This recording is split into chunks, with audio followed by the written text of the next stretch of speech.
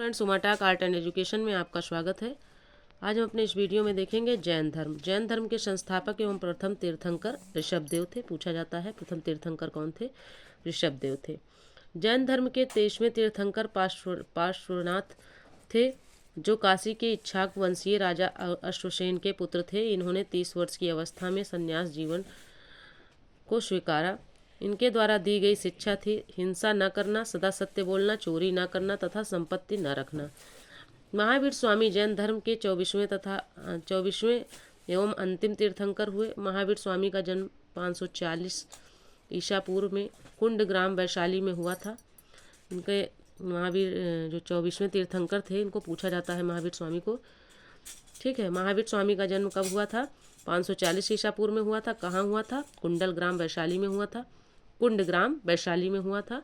इनके पिता का नाम सिद्धार्थ था और ये ज्ञात्रक कुल के सरदार थे और माता त्रिशला लच्छवी राजा चेटक की बहन थी।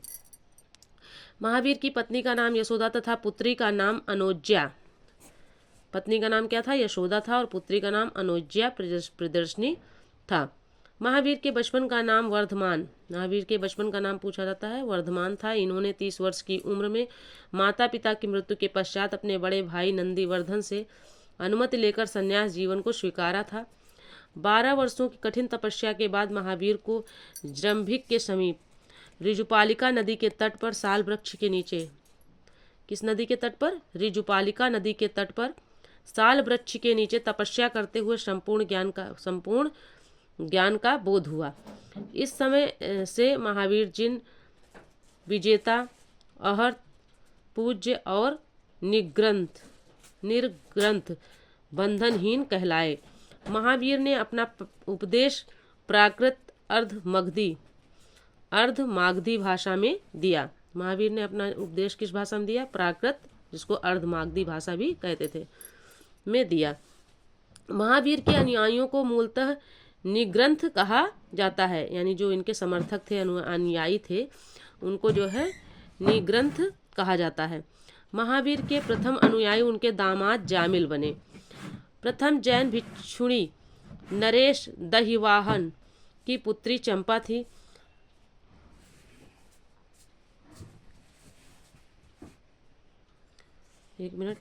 पुत्री चंपा थी। आगे देख लेते हैं। महावीर ने अपने शिष्यों को 11 गणधरों में विभाजित किया था। आर्य सुधर्मा अकेला ऐसा गंधर्व था जो महावीर की मृत्यु के बाद भी जीवित रहा और जो जैन धर्म का प्रथम थेरा या मुख्य उपदेशक हुआ। स्वामी महावीर के भिक्षुणी संघ की प्रधान चंदना थी। स्वामी महावीर के भिक्षुणी संघ की प्रधान कौन थी? चंदना थी। प्रमुख जैन तीर्थंकर और उनके प्रतीक चिन्ह। जैन तीर्थंकर के नाम, प्रतीक चिन्ह और जैन तीर्थंकर के नाम एवं क्रम। प्रतीक चिन्ह इधर देख लेते हैं। जैन तीर्थंकर ऋषभदेव प्रथम सांड, उनका प्रतीक चिन्ह क्या था? सांड। अजितनाथ द्वितीय तीर्थंकर थे और इनका चिन्ह क्या था? हाथी। संभव तृतीय घोड़ा। संपाश्र सप्तम थे और इनका चिन्ह कौन सा था? स्वास्तिक। शांति 16वां, मतलब 16वें जैन तीर्थंकर थे और इनका चिन्ह क्या था? हिरण था। आगे देख लेते हैं। अमरनाथ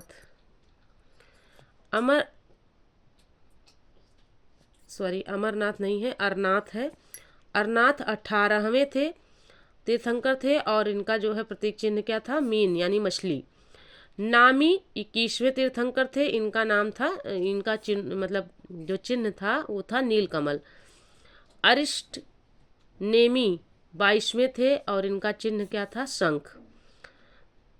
इनका जो प्रतीक चिन्ह था वो शंख था। फिर है पार्श्वनाथ जो है 23वें तीर्थंकर थे और इनका जो है इनका जो प्रतीक चिन्ह था सर्प था। और महावीर 24वें तीर्थंकर थे, जिनका जो है प्रतीक चिन्ह क्या था? सिंह था। नोटेड पॉइंट में देख लेते हैं। 2 जैन तीर्थंकरों ऋषभदेव एवं अरिष्टनेमी के नामों का उल्लेख ऋग्वेद में मिलता है। यानी जो दो तीर्थंकर हैं, ऋषभदेव और अरिष्टनेमी का नाम कहाँ मिलता है? ऋग्वेद में मिलता है। अरिष्टनेमी को भगवान कृष्ण का निकट संबंधी माना जाता है। आगे देख लेते हैं।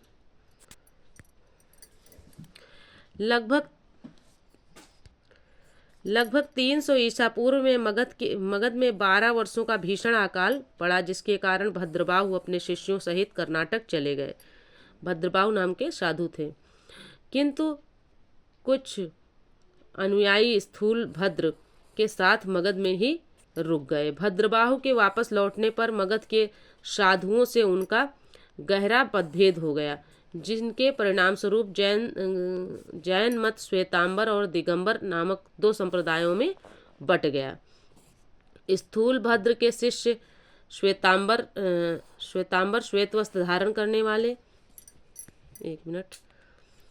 स्थूल भद्र के शिष्य श्वेतांबर श्वेत वस्त्र धारण करने वाले एवं भद्रबाहु के शिष्य दिगंबर नग्न रहने वाले कहलाए।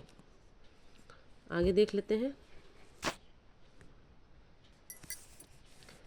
दिगंबर और श्वेतांबर दो धर्म में दो मतों में विभाजित हो गया था। दिगंबर और श्वेतांबर में देख लेते हैं। दिगंबर ये 5 निग्रहों का पालन करते हैं, यथा सत्य, अहिंसा, अस्तेय, अपरिग्रह एवं ब्रह्मचर्य का। और श्वेतांबर क्या करते हैं? ये केवल 4 निग्रह का पालन करते हैं, यथा सत्य, अहिंसा, अस्तेय और अपरिग्रह। ब्रह्मचर्य का पालन नहीं करते हैं।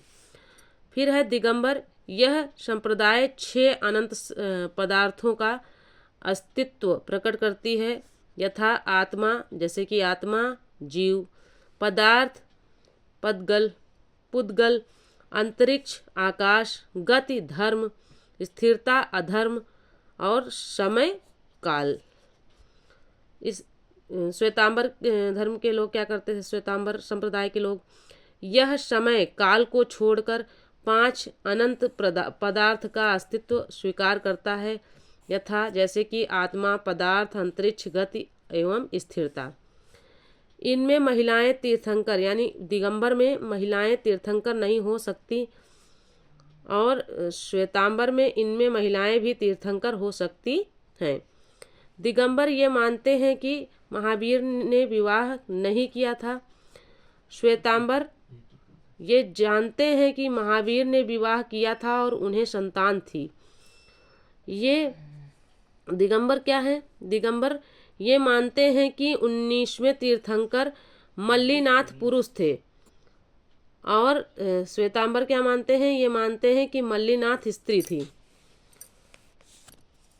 दिगंबर वाले लोग क्या कहते हैं? इनका कहना है कि मूल जैन आगम ग्रंथ खो चुका है, जबकि श्वेतांबर वाले संप्रदाय के लोग कहते हैं ये जैन आगम ग्रंथ को स्वीकार करते हैं। यानी श्वेतांबर के लोग जो है, श्वेतांबर संप्रदाय के लोग जैन आगम ग्रंथ को स्वीकार करते हैं। दिगंबर के लोग क्या कहते हैं? दिगंबर संप्रदाय के लोग ये मानते हैं कि कैवल्य प्राप्ति के बाद उपवास करके रहा जा सकता है, जबकि श्वेतांबर संप्रदाय के लोग क्या कहते हैं? ये मानते हैं कि कैवल्य प्राप्ति के बाद भी भोजन की आवश्यकता पड़ती है।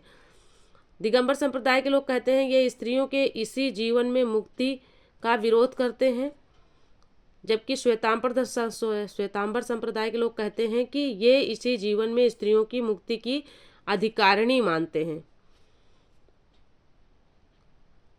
ये दिगंबर संप्रदाय के लोग क्या कहते हैं? ये सफ़ेद वस्त्र नहीं पहनते हैं, क्योंकि इसे निर्वाण मोक्ष बाधक मानते हैं, जबकि श्वेतांबर संप्रदाय के लोग ये सफ़ेद वस्त्र पहनते हैं तथा इसे निर्वाण मोक्ष में बाधक नहीं मानते हैं।